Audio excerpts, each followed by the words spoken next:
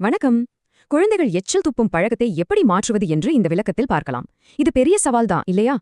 இதை நிறுத்த முதலில் நாம் ஒன்றை புரிய வேண்டும். இது வெறும் பிடிவாதம் அல்லது தப்பான நடத்தை கிடையாது.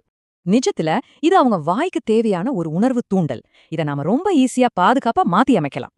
இந்த உத்திகளை 2 விதமா பிரிக்கலாம். ஒன்னு வீட்ல விளையாடுறது, இன்னொன்னு பள்ளிக்கூடத்துல பயன்படுத்துறது.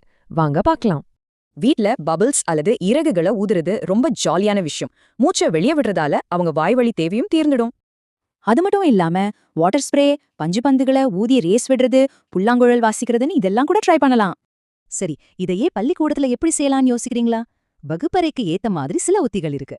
டீச்சர்ஸ் வகுப்பறையில பாதுகாப்பான மெல்லும் பொம்மைகள், வாய் கண்ணாடி விளையாட்டுகள், அப்புறம் ஸ்ட்ராக்களை பயன்படுத்தலாம்.